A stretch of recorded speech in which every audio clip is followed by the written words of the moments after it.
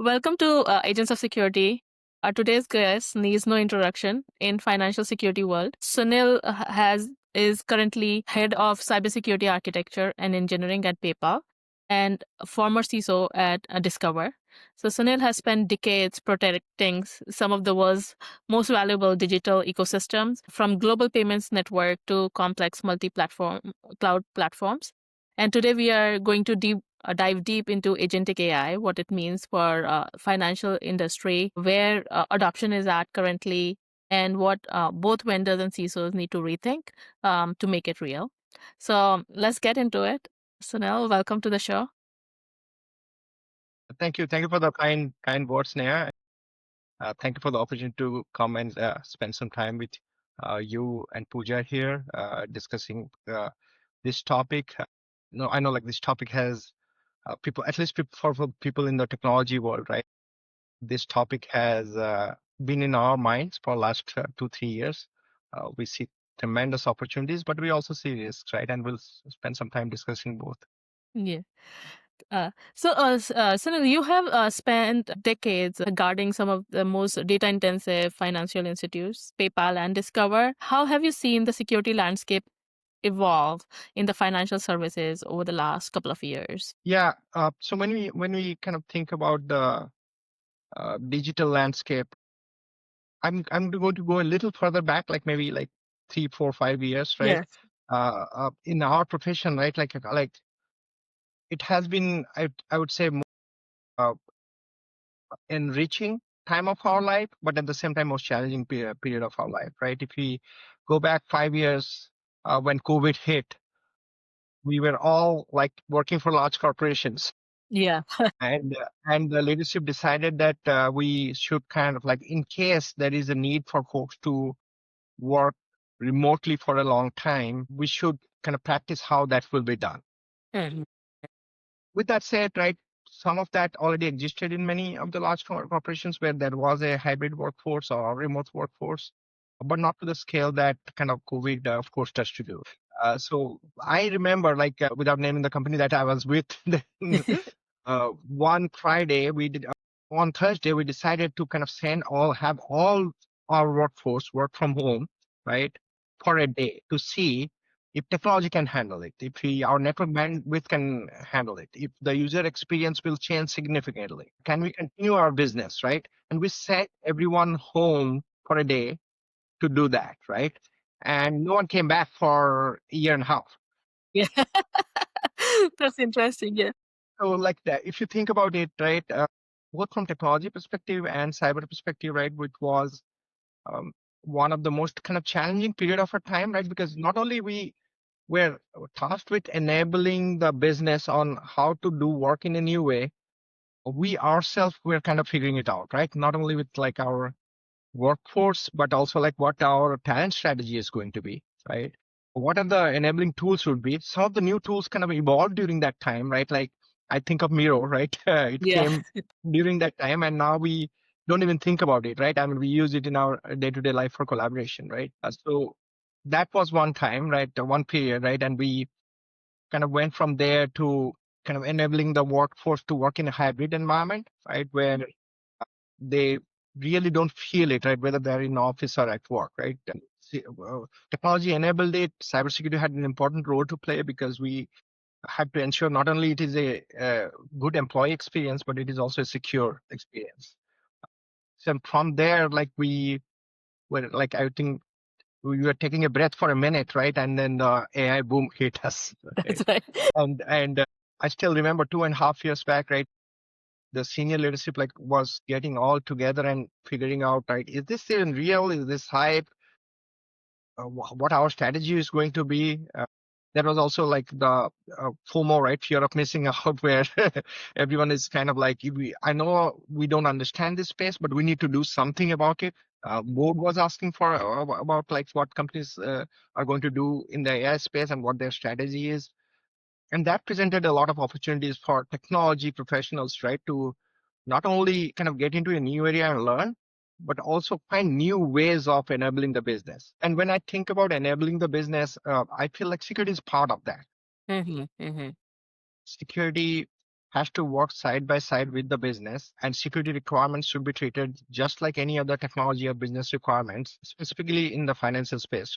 Our board, customer base, regulators all are very well versed in this space, and they're expecting certain level of due diligence and controls, right, to be implemented. With AI, I think we are seeing there are a lot of opportunities to kind of enable security and enable the business in doing the rolling out products that are secure, but there are also some unique risks associated with, right, that we didn't encounter before. That itself has kind of changed the security landscape a little bit. We are also seeing like adversaries using AI to roll out phishing campaigns or kind of come up with new fraud mechanisms that we haven't seen or experienced before. So that itself has kind of changed the security landscape. And then last but not the least, right, is the geopolitical landscape. That has been changing and kind of has become a little bit more challenging in the last few years with the geopolitical tension that the adversaries, like your nation state level adversaries, right? uh, they they become a challenge, and all security leaders have to think about like how they are addressing those risks as well.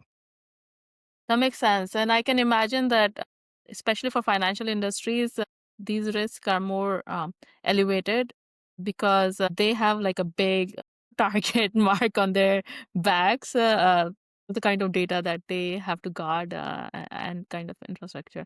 So, from that perspective, what do you think are some of the unique security challenges that financial industry faces compared to other sectors, especially like with a mix of your legacy infrastructure and you start bringing in this cutting edge of fintech innovation and Gen AI into it, right? Yeah, yeah. Oh, great question.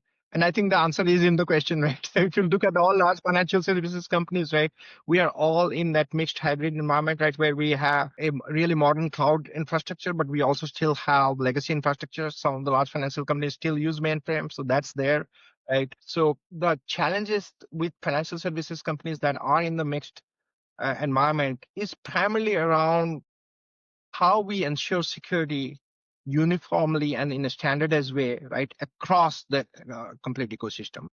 And when I say the complete ecosystem now, what we are seeing in the industry, like, and we have been seeing it for, I would say, last uh, 3 to 5 years, right, is increased reliance on third parties also, right? It's not just the infrastructure that we manage, right, the cloud or data center, but we are also dependent a lot of times on infrastructure managed by third parties, right? That's right. That are hosting our data or processing our information, right? Or serving our customers in some extent, right? But when we think about security, we have to think about security in the same way, right? And the challenges that come up with in large financial companies that have mixed environment is like how do we ensure like the controls that we are putting in place, right, has coverage across all types of environment, right?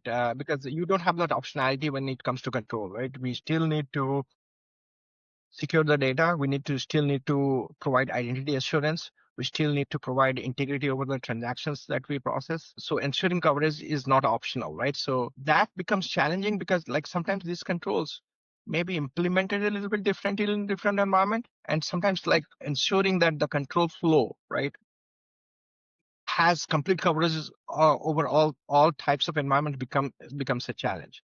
So that's on the coverage side of things. And then maintaining context, right? Like if you think about a mixed environment, like you are going from there is a call from cloud to data center by going to a third party. So as kind of that context changes, right? Kind of having assurance through the your controls becomes a little bit challenging because you have the way the control is implemented, right? And the way you get assurance is sometimes dependent on the context, right? In cybersecurity world, we always think like internal versus external, right? That line is blurring, right? Yes. That is like today, right? That is I would say like everything you can say, everything is external, right? The world That's we right. live in, right? Because you have your workforce, right? That is kind of working from all over the world, right? They're everywhere, right? And that's where like concepts like zero trust become very relevant, right? And organizations need to be very deliberate about how they are kind of forming a strategy that fits their business model, right? And implementing it over a period of time. Because zero trust is not just a tool, right? It's a strategy, right? Yeah, yeah. So you have to be very deliberate about it. The other part that becomes challenging is managing change. Like anytime you are implementing a change, and change is part of our life, right? Because we are always making a change in the infrastructure. Sometimes this change is driven by cybersecurity itself. We are patching our infrastructure, or we are rolling out a new business capability, or we're doing routine maintenance, right? As we can implement these changes, how do we get assurance that our controls are not breaking, right? The controls are staying as and operating as expected. That's another challenging area. And then last but not the least, right? Mapping out the attack path, right? Like what the adversary sees from outside, right? And how that translates to the controls that you have inside, right? Complex environment where the transaction is flowing through two or three different ecosystems, right? Mapping that attack path out sometimes becomes challenging, right? But that is very important for our organizations to kind of look at, like how an adversary would exploit a vulnerability, right? What the attack path would be is so important, right? Because that's how you like design your monitoring processes, you implement your controls. So all these areas kind of become very complex in a mixed environment, and I think like a lot of large financial companies right operate out of that environment. I think everyone is making a deliberate attempt to simplify it, right? And in many cases, the destination is cloud, right? But it's not as simple, right? I think we are going to those transformation journeys like 3 to 5 years, and you have to be very deliberate about it. Makes sense. And have like constant monitoring and constant Yeah. tracking the progress around those as well, right? Yeah. So, and now it feels like financial services now might have like three generations of technology mixed in one. So you have the mainframes of the world, you have and the like the on-prem infrastructure, and then you have the cloud, and now we are moving towards agentic AI as like especially I see a lot of announcements around PayPal now partnering with OpenAI and with Google, right, to bring agentic AI or be in the on the cutting edge of agentic AI in many senses. Like overall, how are you seeing what is the aptitude for financial services in adopting agentic AI in their environment, and how do they make sure they get it right? So starting with like the aptitude, right? I think across the board, all the companies look at this as an opportunity, right? And everyone has plans to kind of adopt it. The speed of adoption may be different, and that's kind of like driven by one by business need, and other is kind of like your risk appetite. I'm bringing risk appetite into play, right? Because when we look at AI and the implementation of AI, right, there are still risks that we don't have complete answers on, right? For example, like explainability, bias, right? Those things like you really cannot solve through a technology, right? Or a Yeah, technical control, right? yeah. A lot of this has to also be in the business process itself, right? But I think everyone you talk to, all senior leaders, technology leaders, or business leaders, right, has a plan to adopt it. Hmm. But when we adopt these type of technologies, right, we also have to truly understand one like cost. Yeah, that has to be on top of everything, right? And cost is also associated with the value it delivers. And then last but not the least, right, the risk associated with it. With agentic AI, I think the biggest challenge would be for us to. I think about it like I think there are three different areas where we need to.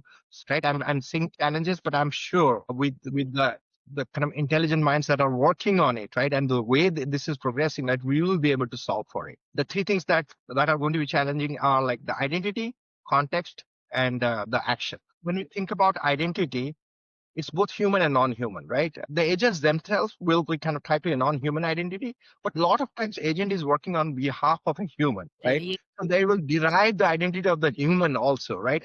And along with the identity, the entitlements, right? So how we make sure that it stays tightly coupled, right? Where the agent is not going outside of the construct of the human that it is working on behalf of, That's right? it. Yeah. That is going to be a challenging part. That is going to be the challenging part, right? And especially in a multi-agent setup, right, where agents are doing handoffs to other agents, right? How we kind of like carry it through. That's going to be one of the areas of challenge. Second is the context, and context is more around how what the agent is doing, right, and what it is being used for, right? So I think that's something that like we have to again tie it to the origination, right, of of a human action or like a consent from a human, right? Like if I That's can right. Yeah. think about it that way, right? So that is going to be another area of challenge. And last but not the least, right? This is, I think, the most important line, right? What is the action that the agent is taking, and is the agent taking an action that is in the best interest of the human it is acting on the before, right? And I know I'm getting a little bit of philosophical here, right? Yeah. But we have to prove that, right? Because that is expected from, like, that has been always expected from all the technology that we have laid out, That's right? right. Yeah. So that these are the three areas I think will be the most challenging. And then I brought zero trust before. I think it becomes even more relevant in this case, right? Because every time the context is changing or the action we are taking a new action, right? You have to constantly validate, right? That it is entitled, the agent is entitled to do what they're doing. That's right. And maybe like even having full auditability of Yeah, all the actions that it 100%. has taken, right? So that you can look at it and see if it is deviating from what it needs to be doing. Yeah, I think that yeah, would be play a critical. So on that, like switching gears a little bit. So imagine, like if you have to imagine SOC of the future, what do you think that would look like with agentic AI fully embedded in it? yeah. I think the quality of the output from SOC, right, is going to improve a lot, right? We will have like more fidelity with the actions taken by the SOC analyst. I think we will have better feedback from the SOC to rest of the cybersecurity domains, right? Because every time SOC is taking an action, that is an opportunity for us to improve a control that we have, right? Because ultimately, right, like we want to get to a state, and again, this is a nirvana state. I don't think Yeah. we'll ever get there, right? Where like our controls are working as expected and we are able to prevent all risks, right, Mm. including our the risks that originate from our adversaries, right, in through our controls, right. But that will never happen. There will always be change in the environment. There will be new technologies coming in, right. There will always be noise in the business process, right. So that will I feel like there will always be a need for the analyst, right. But today, if you think about it, right, the analyst spends more time on, I use the terminology noise and news, right? They Mhm. they spend more time in the noise space versus news, right? I think that is going to significantly shift, right? I feel the humans, right, the analysts that are sitting in the SOC, right, who are going to spend their time more on really value added work, right, where like they are thinking about how to get a control better, right, or we are identifying new detection logic. We are finding like blind spots in our coverage, right? I feel like the analysts and engineers will be spending more time there rather than kind of triaging the cases. With that said, right, there for a long time, right? Like I think anytime we're taking an action or we're kind of making a change in our environment or we are kind of isolating a user or we're isolating a network segment, there will be always be the need for an analyst to validate some of the tasks till we get confidence that the automation and use of AI, right, is giving us the same value that we have been used to getting from humans, right? But I feel like there is so much opportunity for to free up time of the analyst so that they can spend on quality work. Yeah. It should not feel like the groundhog day for them too, right? That they are seeing Yeah, the same kind of alert and it feels like day after day after day, right? Like they're just doing the same kind of work without yeah, thinking, yeah. right? I mean, we Yes. use the word I think toil, right? They Yeah. should not feel that they're in a toil and in a constant like spinning wheel. It's like a constant spinning wheel for them, right? Yeah. That's right. Yeah. Yeah. Uh, so then, from your perspective, what do you think most of the cybersecurity vendors misunderstand about deploying in a financial environment? Yeah. Yeah. I think one of the biggest challenges I have seen is like when we think about like the cybersecurity vendors, right? Their understanding of large financial services company and the processes that they have, right, to either select a product or purchase a product, right, is not as simple as they think, right?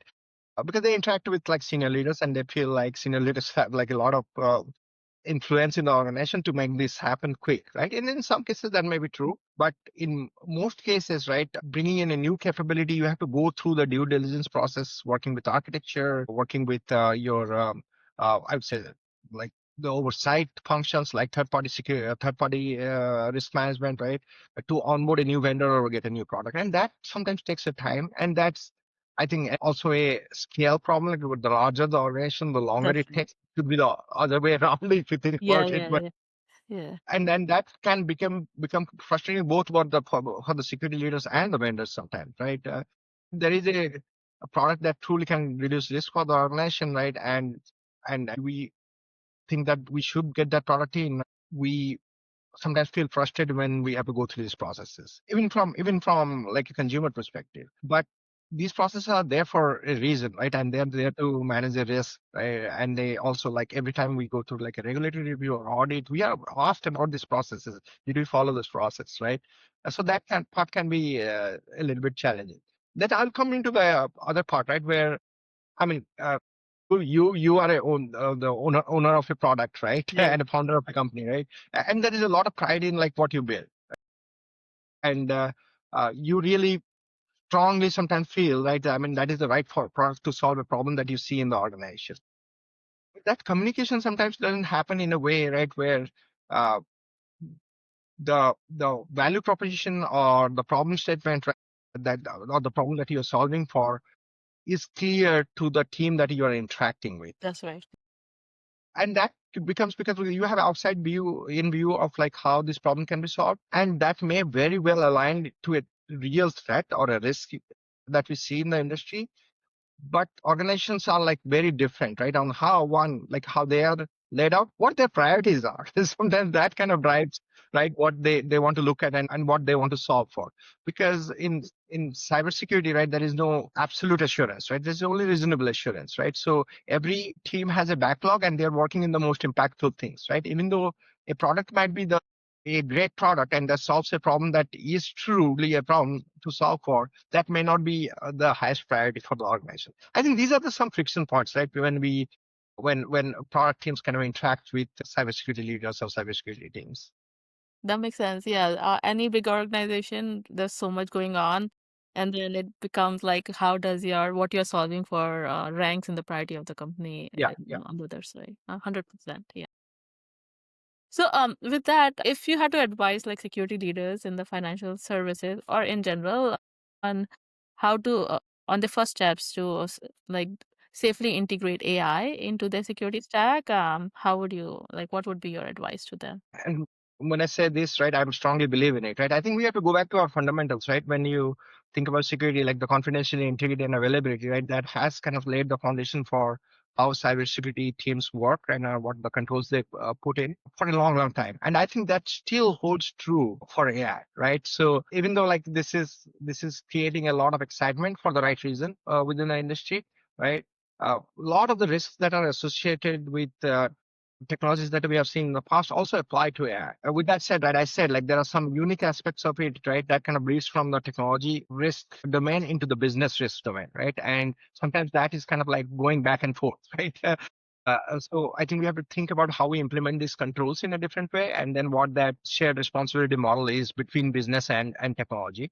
But the foundations are still hold true. Right. The other piece is like I just kind of mentioned, like when an agent is working on behalf of a human, right? And if you have integrated that agent to a product that you are exposed to your customers, the burden of proof to ensure that the agent is acting in the best interest of the user or consumer is still with the product owner or the company that rolled out that product, right?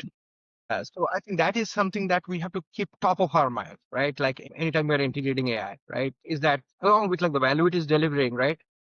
Anything that we are kind of like using AI for, right? It's still protecting the interest of the user or the human, right? And that kind of like translates to like, is the consumer's data is still protected, right? The transaction integrity of the transaction they're doing through agents, right? Is that maintained, right?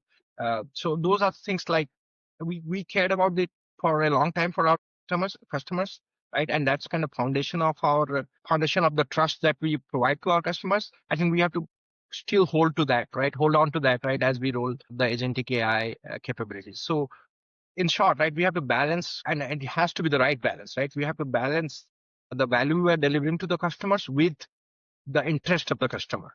100%. Yeah. 100%. Um, yeah, there is always like, as you mentioned, because the agents will start acting on behalf of the human, there is also it brings additional security risk in the sense like if that identity of that human is Yeah. compromised, then Yeah. what does it mean for the identity of Yeah. all the agents acting on behalf? Yeah. No, you're 100% compromised. Now can be propagated Exactly. very quickly, right? With Yeah. AI, right? Yeah. Yeah. Yeah. Just amplifies the security risk, right? Yeah, 100%. So I know we are at the top of the hour.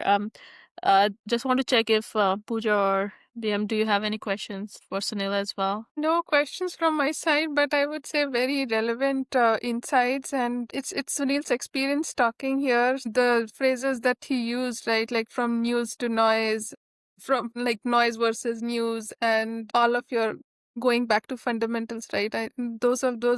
Those really resonated, and thank you, Sunil, for these wonderful insights today. Thank you, Pooja. Cool. Sunil, so thank you so much for taking the time out of your busy schedule to talk with us today and share your insights. These were wonderful, and yeah, hoping to continue our conversation about these as we go on. Thanks for Uh, having me. yeah, thank you. Take care. Bye.